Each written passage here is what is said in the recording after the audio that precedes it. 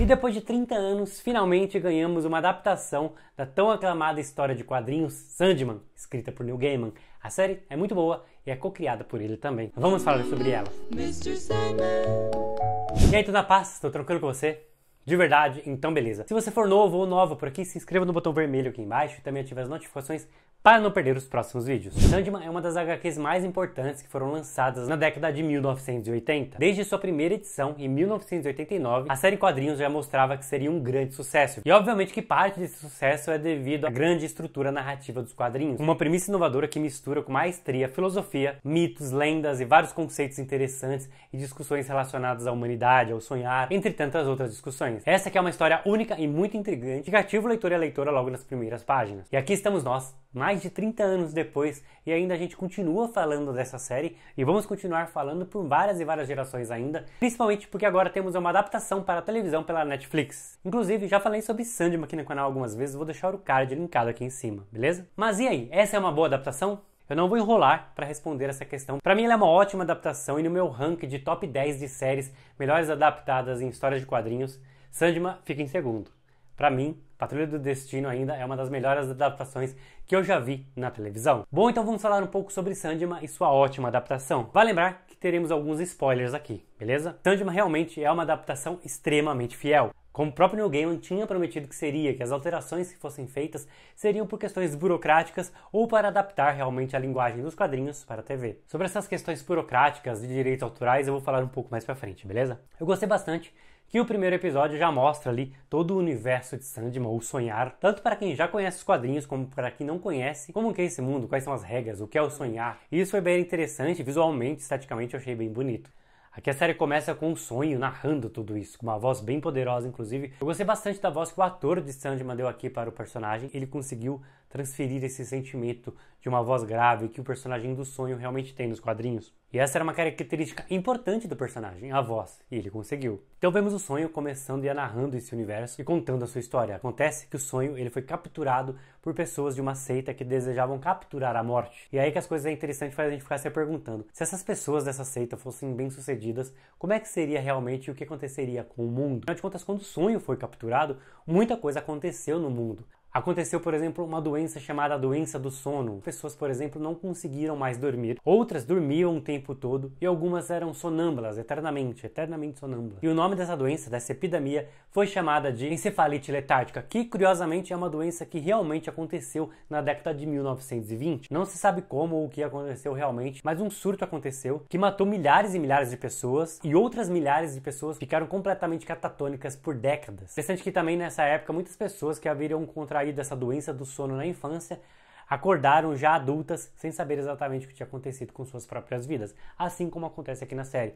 É interessante saber que o Neil Gaiman deu essa pesquisada para contar essa história baseada em algo real e também dando uma resposta para esse mistério da humanidade. Bom, mas voltando aqui para a série, o primeiro episódio eu achei ele muito bem escrito e todas as alterações que foram feitas tanto para o audiovisual quanto para deixar as coisas mais ampliadas, para ampliar o universo de Sandman, foram muito bem feitos. O próprio Neil Gaiman que escreveu esse episódio, talvez sejam ideias que ele acabou pensando que poderia ter feito depois que os quadrinhos foram lançados. Uma dessas alterações, por exemplo, é que o Corinthians nas HQs, ele só escapa depois que o sonho é capturado. Já aqui na série, ele já tinha escapado um tempo antes, e o sonho vai atrás dele para capturá-lo e levá-lo de volta para o sonhar, e é nesse momento que é capturado. Ele está no mundo real, está no mundo desperto, como ele chama, e por causa disso ele consegue ser capturado. E essa é uma alteração que eu achei muito bem-vinda, porque foi uma das ideias do Neil Gaiman para essa série, colocar o Corinthians como um vilão da série, algo que levaria a narrativa ali do começo, meio e fim em relação ao personagem. E também dar mais destaque para esse personagem, que é bem interessante. Aliás, que atuação incrível a atuação desse ator, o Boyd Holbrook. Eu não conhecia o trabalho dele, conheci por aqui,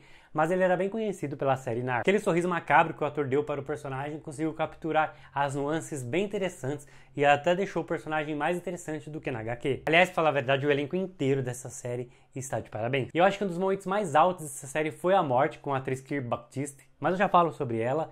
Eu gostei bastante aqui, na verdade, da química entre o Corey Matthew e o sonho. E olha que o Matthew acabou virando um dos melhores personagens da série. O humor dele, o tempo de piada dele é muito bom aqui. Outro ponto positivo dessa adaptação foi como ela conseguiu fazer nós, espectadores, nos apegarmos rapidamente a personagens que aparecem por minutos. É o caso, por exemplo, da Gárgula Gregory.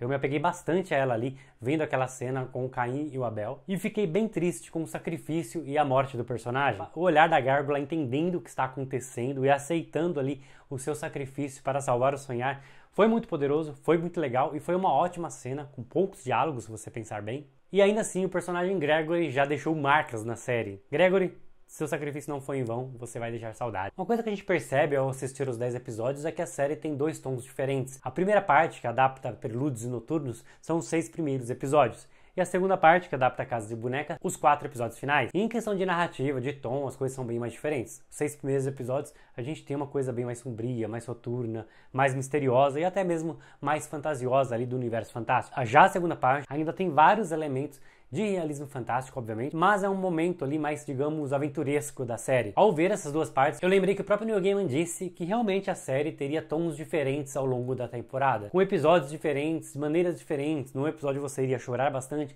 no outro você ia se sentir bem tenso e alguns você ia até rir. E isso realmente acontece aqui. Mas agora eu quero dar um destaque aqui para o episódio 4, 5 e 6. Mais pra frente aqui no canal eu vou fazer um vídeo só com o episódio 6, fazendo até algumas relações do próprio episódio 6, da história em si, do personagem estar um pouco angustiado e não saber o que fazer, com o próprio Neil Gaiman, e isso é bem interessante. Voltando e falando agora do episódio 4, eu gostei bastante da ambientação que foi feita no inferno e das referências à Divina Comédia, que o quadrinho já trazia, mas aqui, na minha opinião, ficou um pouco mais clara, como por exemplo, o Corvo Mártir falar que o inferno é gelado.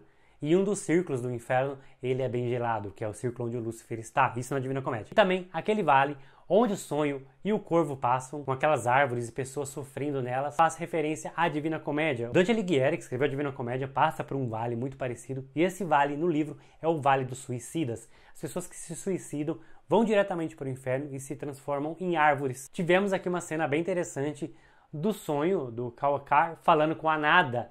Foi uma cena bem bonita, muito rápida, e eu gostaria realmente de ver a adaptação do Contos de Areia sendo feito aqui, que conta a história de como Nada foi parar no inferno pelas mãos do Sonho. Um absurdo, o cara mandou ela pro inferno. Tanto que o próprio Corvo Mártir também ficou bem indignado. Um dos momentos mais esperados pelos fãs dos quadrinhos aqui era a batalha do demônio Chorozon com o Sonho para recuperar o Elmo. E as coisas aqui, a batalha em si foi exatamente igual. A única coisa que mudou é que ao invés do próprio Chorozon ser a pessoa que batalha com o Sonho, aqui foi o próprio Lúcifer. E isso é completamente interessante. Afinal de contas, é muito mais interessante você assistir e ver o Lúcifer sendo humilhado em sua própria terra, em seu próprio reinado, na frente de todos os seus subordinados. Ela ainda fica muito mais forte com a cena de quando Lúcifer fala que não vai deixar o Sonho embora, e o Sonho responde que sim, ele tem poder naquele universo. Afinal de contas, o que seria do inferno se todos aqueles subordinados e todos aqueles demônios não sonhassem com um paraíso? E assim, ele vai embora. E ainda nesse episódio eu preciso confessar que eu fiquei bem tenso quando o John Dee... Aliás, que atuação maravilhosa do ator David Tewers, eu gostei bastante. Eu conheci o trabalho dele em Fargo, já tinha gostado do ator ali,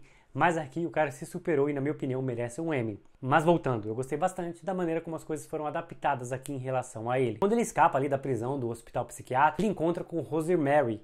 E eu temi bastante pela vida da personagem aqui. Eu gostei muito da atriz, ela conseguiu passar toda a humanidade, todo o carinho e carisma que a Rosemary dos quadrinhos tinha. E eu fiquei tenso o tempo todo, pois eu sabia o destino da personagem, e ela me conquistou tanto que eu fiquei triste por ela por antecipação. E uma das adaptações que eu gostei aqui, aí vai um spoiler do quadrinho, é que nos quadrinhos, depois de tudo, depois dela ter levado ele para o destino final, ele dá um tiro na cabeça dela. Aqui na série as coisas mudaram e ainda bem, eu me senti bem satisfeito com isso, quase um presente para Rosemary ter sido mantida viva e ainda receber ainda o colar de proteção. Agora ninguém mais vai mexer com ela. Eu sei que o Neil Gaiman já disse que teve alguns arrependimentos de coisas que ele escreveu nessa primeira parte, e talvez essa seja uma delas e por isso que ele alterou. Agora falando do episódio 5, onde foi o ápice do personagem John Dee, adorei esse episódio. Ele foi tão macabro e tenso quanto os quadrinhos, e aqui os personagens tiveram muito mais espaço para serem desenvolvidos. Nos quadrinhos isso acontece mais ou menos umas 24 páginas, e aqui em quase 1 hora. Então conhecemos melhor os personagens, vemos as expressões faciais com seus medos, suas tensões, o cenário é muito bem feito e produzido,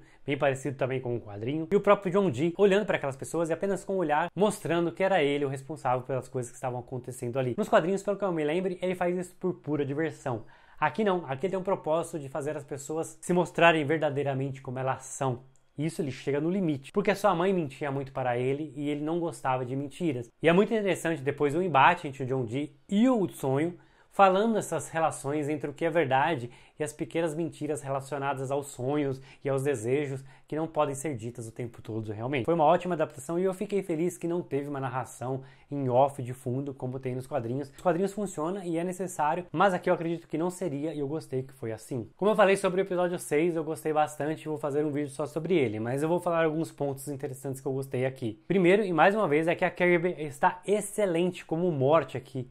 O olhar, a voz, o seu jeito de andar, tudo transmitiu a personagem Morte dos quadrinhos. Eu amei ela aqui como Morte e já quero um spin-off só dela, ela merece ali. Pode adaptar o quadrinho Morte dela, que com certeza vai ser uma grande minissérie. E aí, você gostaria de uma minissérie da Morte? Eu gostei aqui que algumas cenas que foram bem adaptadas em relação ao quadrinho, que eu já conhecia, que eu já sabia que ia acontecer. Ainda assim, conseguiu me surpreender bastante, trouxe muita emoção. Toda a ambientação, o clima, a maneira simples dela falar e sutil, é responsável por esses sentimentos. E como eu disse anteriormente, algumas adaptações foram necessárias, por causa de direitos autorais, por exemplo. Um desses casos foi a de Joanna Constantine. Ela aqui nos quadrinhos é uma antepassada de John Constantine, ou Constantine, como eu descobri assistindo esse episódio, mas eu vou continuar falando Constantine. Que, inclusive, essa antepassada aparece aqui na série também, no episódio 6, Homens de Boas Fortunas. E eu gostei dela, gostei do sarcasmo dela, gostei das maneiras como foram adaptadas. E agora falando da segunda parte, como eu disse anteriormente, tem um tom mais aventuresco e uma paleta de cor mais clara. E é claro que isso combina também com o desenvolvimento e o tipo da história, com a juventude da personagem da Rose Walker. Acompanhamos então a narrativa da Rose Walker indo atrás de seu irmão Jed, ela que não viu seu irmão por mais de 7 anos. Ela e sua mãe se separaram do seu irmão quando ele tinha 5 anos, e agora com a morte de seu pai, o menino estava sendo cuidado por outras pessoas e ela queria saber se ele estava bem. Acontece que o menino estava sendo completamente maltratado pelos seus cuidadores. O Bernard colocava o garoto no porão, deixava ele dormindo lá por vários dias. Então vemos essa jornada do ponto de vista da Rose Walker indo atrás do garoto e também vemos como o garoto está sobrevivendo a tudo isso.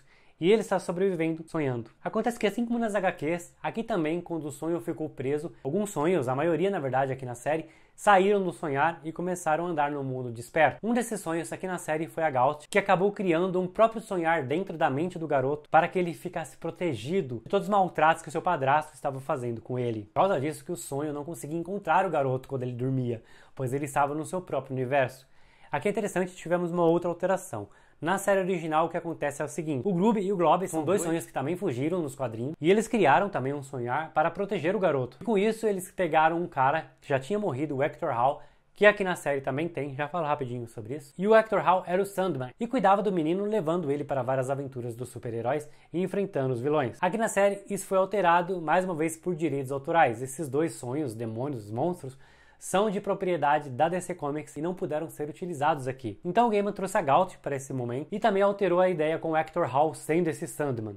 Inclusive esse Sandman é um dos Sandmans da era clássica dos quadrinhos. Se vocês quiserem, eu faço um vídeo só sobre os tipos de Sandman antes de chegar nesse Sandman que a gente conhece agora. Comente aqui embaixo se vocês desejam esse tipo de vídeo. Nos quadrinhos, quem é o Sandman, esse segundo Sandman da Era de Ouro, é o Hector Hall. Aqui na série é o próprio Jed, e isso eu gostei bastante. Afinal de contas, o Jed, se sentindo como um super-herói dentro do seu mundo do sonhar, salva crianças. Ele também vai salvar crianças que estão sofrendo abusos de adultos. Sobre o Hector Hall e a Alita Hall, as coisas foram alteradas aqui também. A Alita Hall, por exemplo, nos quadrinhos, ela também engravida do Hector Hall, que também é o seu marido morto. Só que isso acontece pois ela está presa no sonhar que os dois monstros criaram também. Aqui ela é amiga da Rose Walker e por causa do vórtice, uma outra espécie de sonhar acabou sendo criada também e ela conseguiu encontrar com o seu marido, ter relações sexuais com ele e engravidar. Gostei da atuação dessa menina que faz a Rose Walker e principalmente do menino que faz o Jed. Aquele menino tem carisma, viu? Agora os pontos negativos dessa série. Primeiro que eu acho que realmente poderia ter alguns episódios a mais para contar essa segunda parte.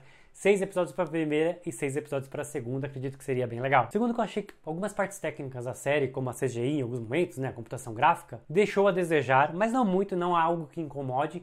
Mas sabendo do orçamento ali que a Netflix colocou de 160 milhões para a série, eu acredito que em alguns momentos a CGI pudesse ser melhor. A gente pode passar um pano, dizer como é no mundo dos sonhos mesmo, tudo isso realmente pode ser esquisito assim, pois é um sonho, não é mesmo? Porém, uma coisa que realmente acho que eu acredito que a série poderia ser muito melhor, ela se usasse mais na direção e também na trilha sonora. Os ângulos de câmera, a movimentação, achei tudo muito simples, tudo muito básico. Eu acredito que eles realmente tentaram optar pelo seguro. Vamos agora com calma, fazer as coisas com um passo de cada vez e talvez nas próximas temporadas os diretores e as diretoras ousem mais. E a trilha sonora também faltou aqueles momentos épicos e inesquecíveis. Não me entenda mal, a trilha sonora é boa, mas ela não é memorável, aquela trilha sonora que fica na cabeça, como por exemplo a trilha sonora do Game of Thrones em alguns momentos. Mais uma vez, acho que eles optaram aqui pelo básico, resolveram então criar um universo, adaptar isso, porque é uma série completamente difícil de se adaptar, é de se tirar o chapéu com o que foi feito aqui. Eu até realmente entendo que as coisas foram mais básicas e menos ousadas em questão de direção e trilha sonora e fotografia. E você o que acha? Qual a sua opinião em relação à primeira temporada de The Sandman?